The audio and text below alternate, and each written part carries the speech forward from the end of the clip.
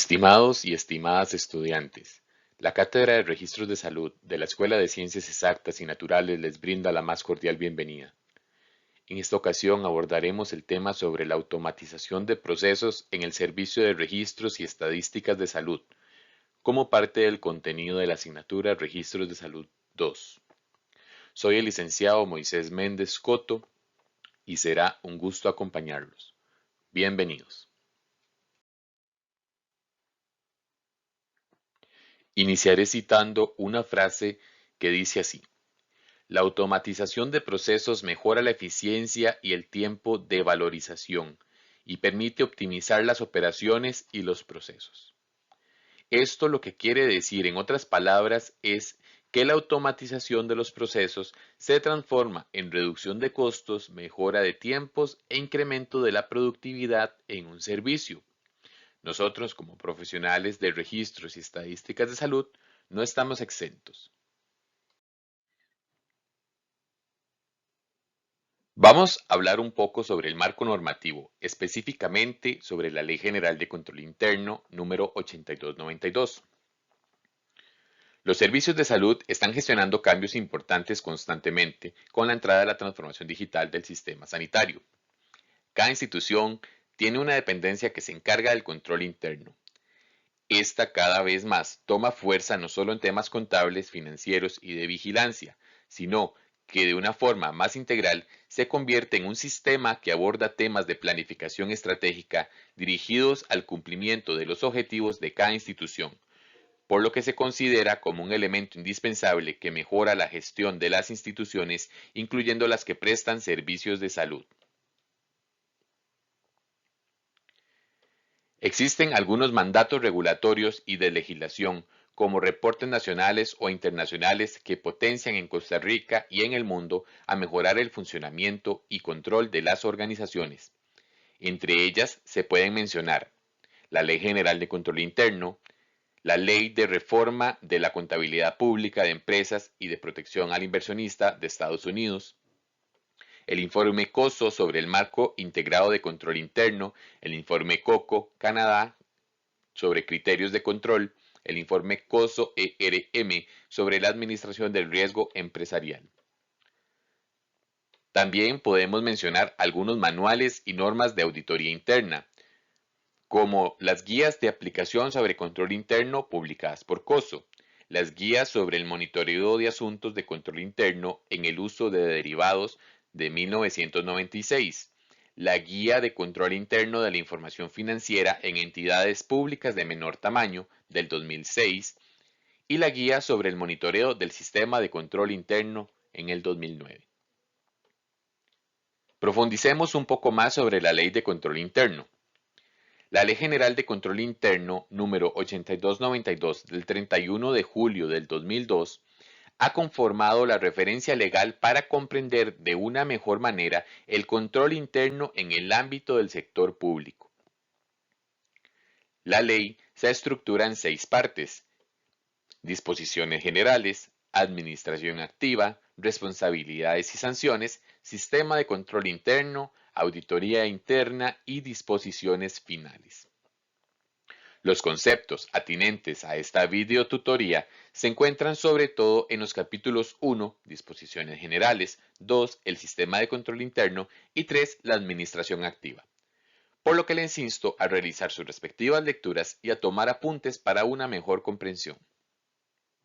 Nos podemos preguntar, ¿qué relación tiene la Ley General de Control Interno con la automatización de procesos?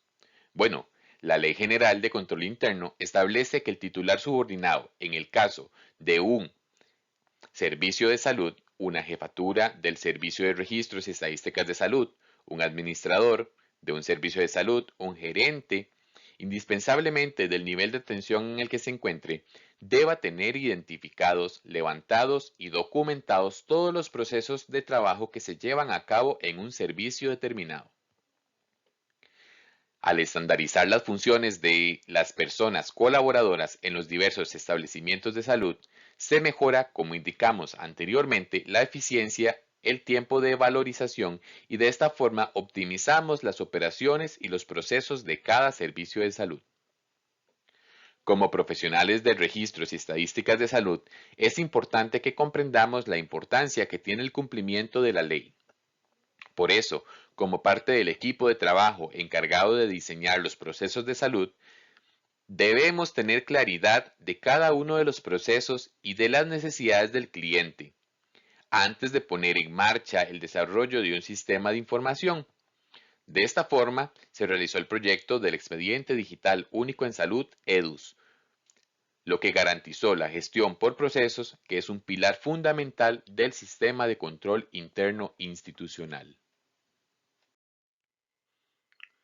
La transformación digital del sector salud.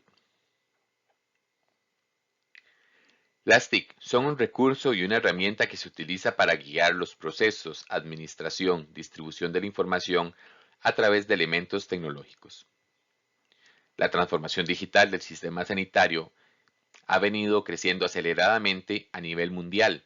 Es por eso que la Organización Panamericana de la Salud desarrolló líneas de acción estratégicas que definen 8 principios de la transformación digital en el sector salud.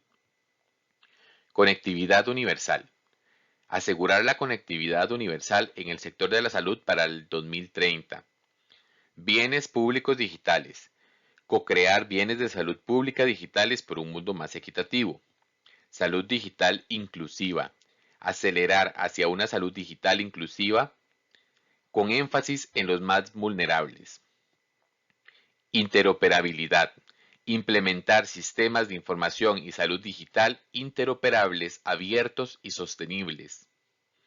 Derechos humanos. Transversalizar los derechos humanos en todas las áreas de la transformación digital en salud. Inteligencia artificial. Participar en la cooperación mundial sobre inteligencia artificial y cualquier tecnología emergente. Seguridad de la información.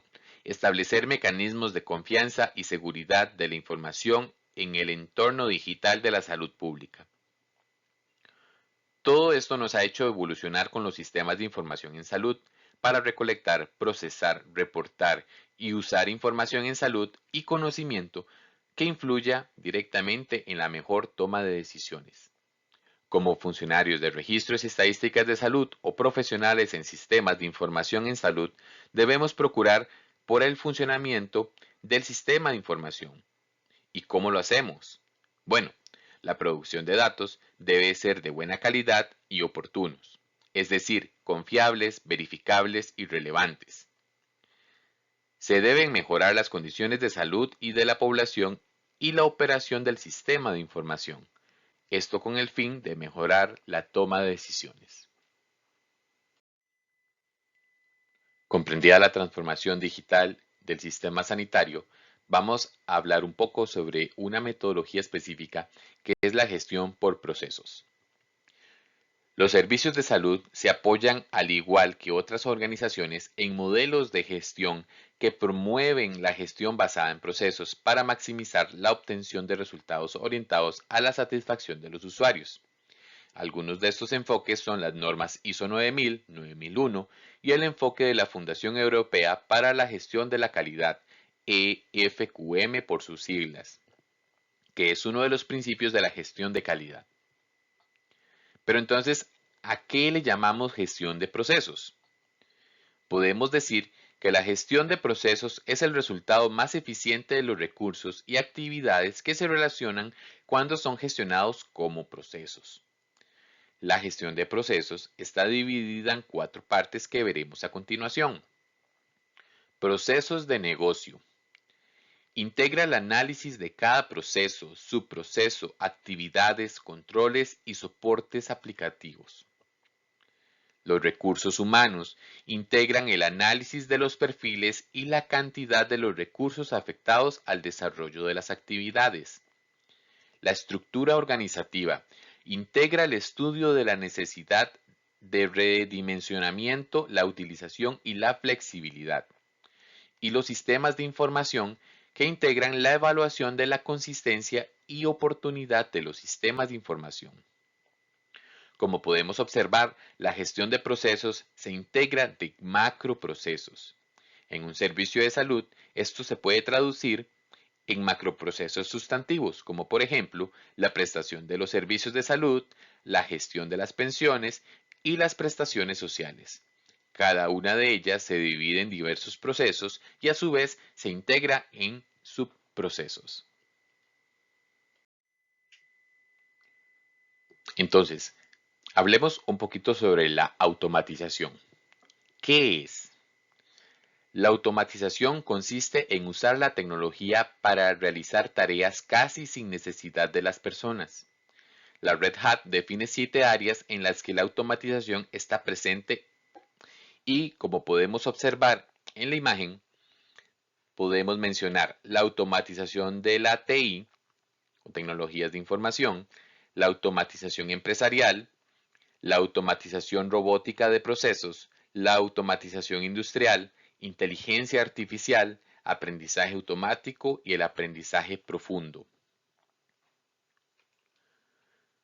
Podemos notar que la automatización empresarial trata de adaptar la gestión por procesos al desarrollo moderno de aplicaciones para responder a los cambios del mercado, que es mucho de lo que ya hemos venido conversando. Es importante resaltar que la automatización ayuda a las organizaciones a gestionar los cambios derivados de la transformación digital.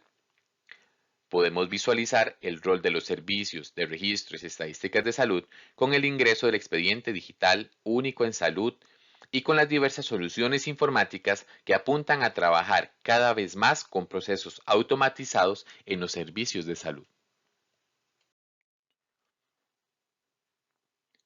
Hasta el momento hemos abordado el tema del marco normativo, la transformación digital del sistema sanitario, la gestión por procesos y la automatización. Vamos a ir desagregando toda esa información en el Servicio de Registros y Estadísticas de Salud. La Rectoría Técnica del Servicio de Registros y Estadísticas de Salud se estructura de la siguiente manera. El área de estadística en salud es la dependencia técnica institucional de la Caja, encargada de la normalización y regulación técnica del expediente digital único en salud. El Consejo Institucional de Supervisores Regionales de Registros y Estadísticas de Salud es el órgano encargado de colaborar en el diseño de las normas y estándares, así como de la verificación de que se cumplan en cada una de las regiones. La subárea de normalización y regulación técnica es la encargada de analizar y proponer las normas internas que rigen el sistema de información en salud. La subárea de aseguramiento de calidad y control estadístico es el que tiene a cargo los subsistemas de información de salud, integra y consolida las bases de datos y los diversos informes estadísticos que se producen. La subárea de análisis estadístico analiza y divulga los resultados de la producción en salud a nivel institucional. Comprendida la Rectoría Técnica del Servicio de Registros y Estadísticas de Salud, vamos a conocer su estructura organizativa. Pero, ¿a qué le llamamos registros y estadísticas de salud? Bueno, el reglamento del expediente digital único en salud define registros y estadísticas de salud, redes, como la disciplina especializada en los procesos de apoyo y documentación de la atención en salud, la gestión de los registros y la producción de datos estadísticos derivados, organizada como parte de la estructura institucional del Sistema de Información en Salud. Como podemos visualizar, el servicio se compone de 4 o 5 secciones dependiendo del nivel de atención, las cuales incluyen identificación y adscripción, archivo clínico, estadística, recepción, consulta externa y admisión urgencias. Visualicemos las secciones de la siguiente manera. El Servicio de Registros y Estadísticas de Salud integra los procesos sustantivos de cada sección y que a su vez cada sección está dividida en subprocesos. Veamos algunos ejemplos por cada sección. Identificación y adscripción. Podemos mencionar la apertura de expedientes, elaborar las agendas médicas, dar citas a otros centros, tramitar incapacidades, elaborar informes de plazos. El archivo clínico podemos mencionar como un subproceso la movilización de expedientes, la integración de documentos, la depuración de los expedientes, la microfilmación, la custodia del expediente y los documentos. El área de estadística le corresponde elaborar los informes estadísticos, estudios de investigación, criticar y validar datos estadísticos, codificar con la clasificación internacional de enfermedades y problemas relacionados con la salud, CIE-10, así como los récords quirúrgicos. Recepción, consulta externa. Podemos indicar como subprocesos citar a los pacientes del centro y de otros centros, preparar los expedientes, llenar los registros. Y admisión urgencias, podemos mencionar el ingreso y egreso de pacientes a hospitalización, elaborar los informes de los registros y llenar las actas de defunción.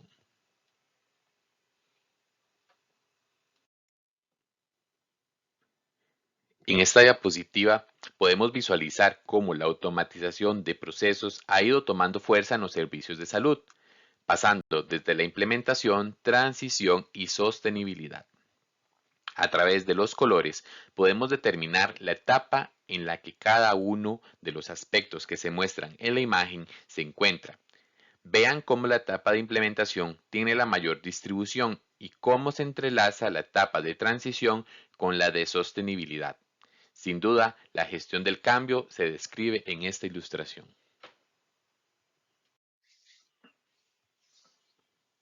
Vamos a conocer qué es un proceso. La norma ISO 9001 define como proceso al conjunto de actividades que tienen relación entre sí o que interactúan para transformar elementos de entrada en elementos de salida. En los procesos pueden intervenir tanto partes internas como externas, teniendo en cuenta en todo momento a los clientes. En la ilustración podemos visualizar cómo las actividades interactúan a través del sistema y transforman los elementos de entrada en resultados para el cumplimiento de objetivos. Visualícelo así. Tenemos la entrada, el proceso y la salida. Todo esto me va a dar resultados en un periodo determinado y es un ciclo. Procedimientos. La norma ISO 9001 establece que un procedimiento es un modo específico de llevar a cabo una actividad o proceso. Es decir, cuando un proceso cuenta con unos pasos establecidos y ordenados para obtener un resultado. Entonces, podemos asociar con la ilustración una serie de pasos ordenados que se necesitan para desarrollar un proceso. Veamos algunas diferencias para una mejor comprensión. Proceso versus procedimiento. Analicemos un poco estas diferencias. El proceso transforma las entradas en salidas mediante la utilización de recursos. Tiene un comportamiento dinámico.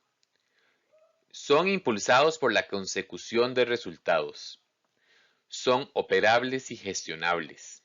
Están centrados en la satisfacción de los clientes y otras partes interesadas. Por otro lado, los procedimientos definen la secuencia de pasos para ejecutar una tarea. Tienen un comportamiento estático. Son impulsados por la finalización de una tarea. Se pueden implementar y se centran en el cumplimiento de las normas. Analicen un momento cómo estas diferencias se asocian con cada uno de los conceptos que vimos anteriormente. ¿Qué es un diagrama de flujo? Un diagrama de flujo es la presentación gráfica de sistemas en una forma ampliamente utilizada como herramienta de análisis que permite identificar aspectos relevantes de una manera rápida y simple. El diagrama de flujo representa la forma más tradicional para especificar los detalles algorítmicos de un proceso. Entonces, podemos afirmar que un diagrama de flujo es una representación gráfica de los pasos que seguimos para realizar un determinado proceso. partiendo de una entrada y que después de realizar una serie de acciones llegamos a una salida. Visualicemos en la ilustración cómo lo descrito anteriormente toma forma y presten atención a cómo cada paso se apoya en el anterior y sirve de sustento para el siguiente paso. Su finalidad es alcanzar la solución de un problema determinado. Veamos las características que posee un diagrama de flujo. Los diagramas de flujo poseen una serie de características que debemos conocer para un mejor entendimiento del objetivo de aprendizaje de esta unidad. Tienen una representación gráfica de las secuencias de un proceso. Presenta información clara, ordenada y concisa. Permite visualizar las frecuencias y relaciones entre las etapas indicadas. Se pueden detectar problemas, desconexiones, pasos de escaso valor añadido, entre otros. Compara y contrasta el flujo actual del proceso contra el flujo ideal para identificar oportunidades de mejora. Identifica los lugares y posiciones donde los datos adicionales pueden ser recopilados e investigados. Ayuda a entender el proceso completo y permite comprender de forma rápida y amena los procesos.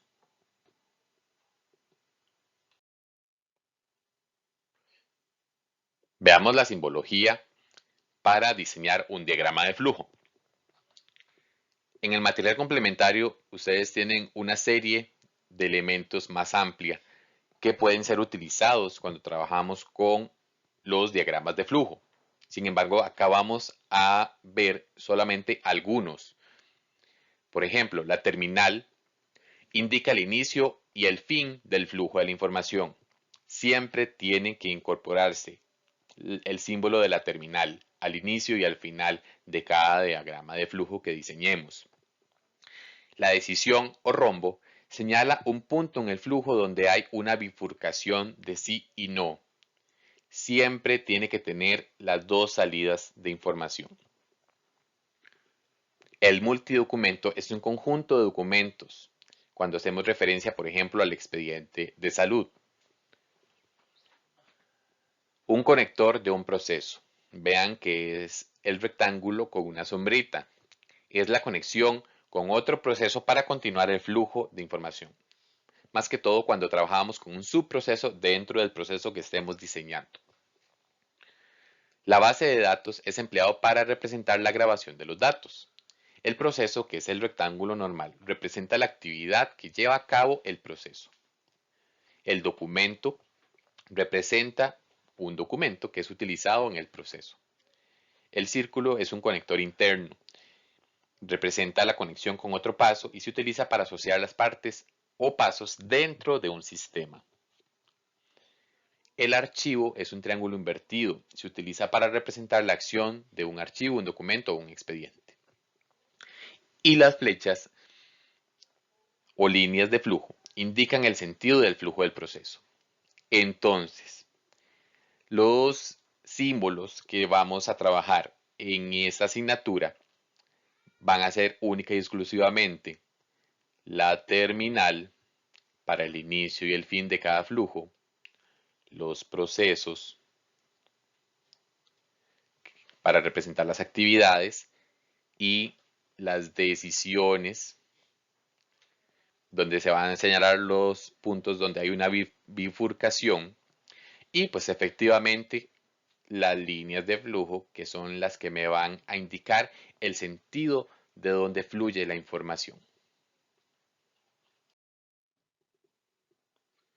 Ok, comprendido entonces qué es el diagrama de flujo.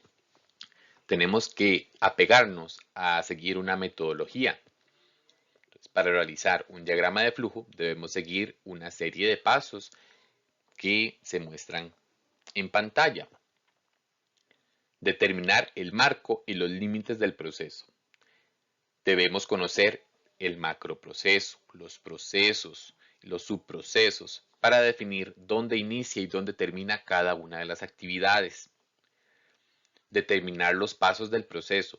tenemos que hacer una lista enumerando cada uno de los pasos que conforman el proceso de forma detallada para no omitir ningún paso que interrumpa el flujo de información. Dibujar el diagrama de flujo.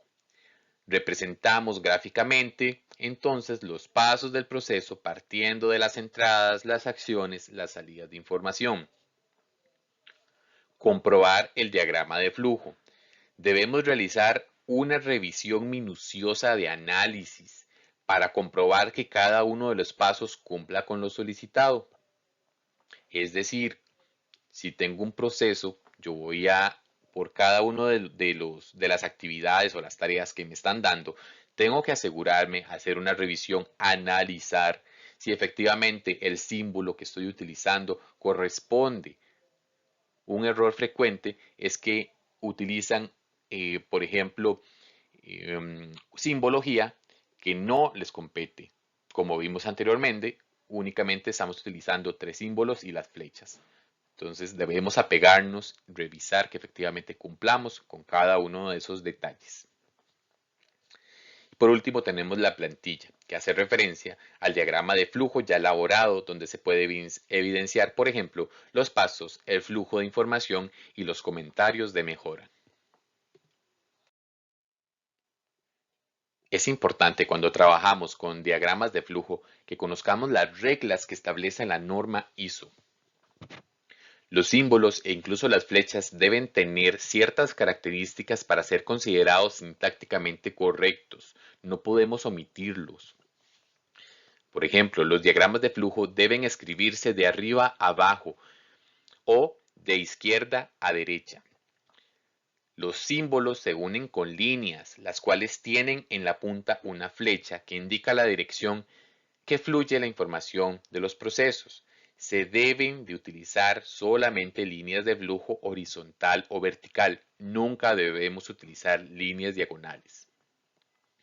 Se debe evitar el cruce de líneas, para lo cual si quisiera separar el flujo del diagrama a un sitio distinto, se pudiera realizar utilizando los conectores internos. Se debe tener en cuenta que solo se van a utilizar conectores cuando sea estrictamente necesario. Por ejemplo, si yo estoy trabajando un flujo de información que es muy grande, puedo estructurarlo en la hoja de tal manera que pueda caber de forma horizontal. Entonces, tenemos que ir incorporando a lo ancho de la hoja, ¿verdad?, los conectores internos que sean necesarios para orientar el flujo de la información. No podemos dejar líneas de flujo sin conectar.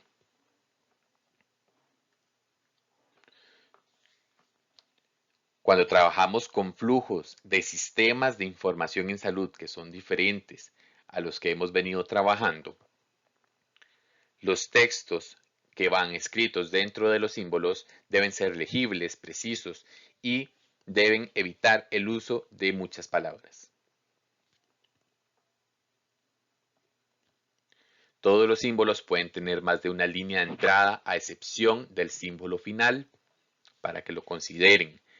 Y solo los símbolos de decisión pueden y deben tener más de una línea de flujo de salida. Veamos un ejemplo práctico para integrar todo lo que hemos visto hasta el momento. Analicemos detenidamente el ejemplo que se presenta sobre el proceso de digitalización de los expedientes de salud físicos. El primer paso sería determinar el marco y los límites. Sabemos que la prestación de servicios de salud es un macroproceso, el archivo clínico sería un proceso y la digitalización de los expedientes de salud físicos sería un subproceso. Se incluye una serie de pasos determinados que están ordenados para cumplir un proceso. El segundo paso es determinar los pasos del proceso.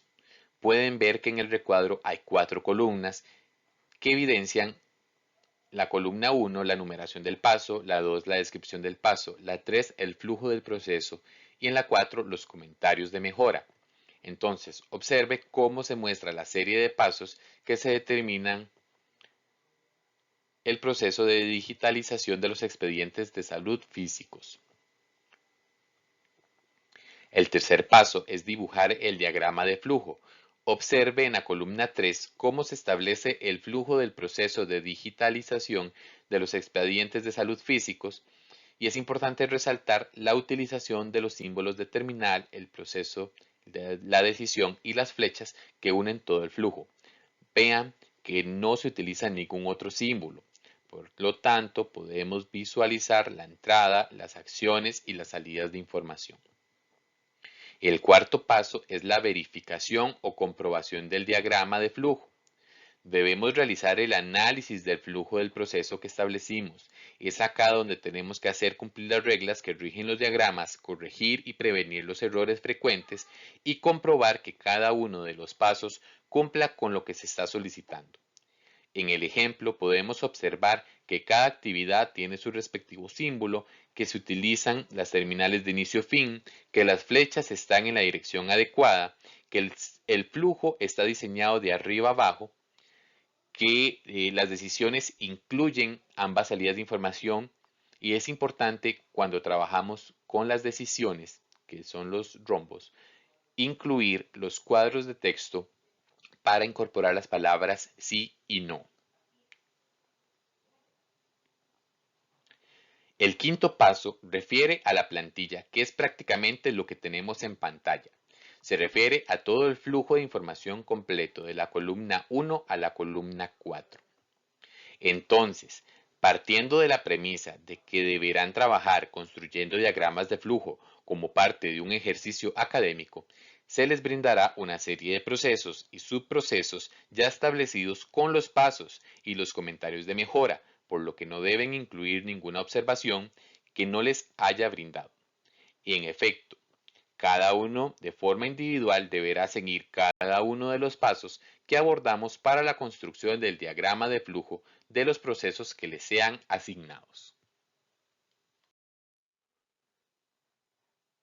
Analicemos este otro ejemplo nada más para que vean la diferencia entre el diagrama de flujo de procesos de negocio como el que vimos anteriormente y un diagrama de flujo orientado al desarrollo de un algoritmo para un sistema de información. El ejemplo trata sobre el proceso para determinar si dos números son iguales o diferentes. Si son diferentes, determinar cuál de los dos es mayor. Entonces, podemos visualizar grandes diferencias en cuanto a estructura y simbología. Sin embargo, este y cualquier diagrama de flujo tendrá el mismo fin de establecer la serie de pasos de un proceso para poder resolver un problema determinado. Cuando trabajamos con los sistemas de información en salud, parte de nuestras competencias es poder establecer la estandarización de los procesos en los servicios de salud como parte de los requerimientos previos al desarrollo de un sistema de información en salud, lo que hace indispensable el dominio total del tema.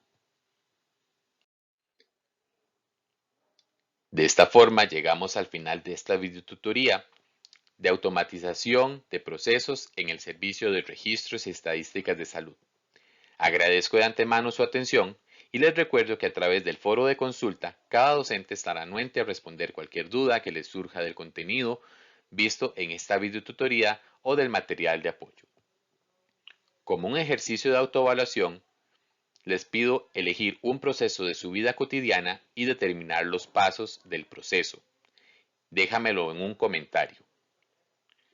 Me despido muy cordialmente deseándole los mejores deseos en su proceso de enseñanza-aprendizaje.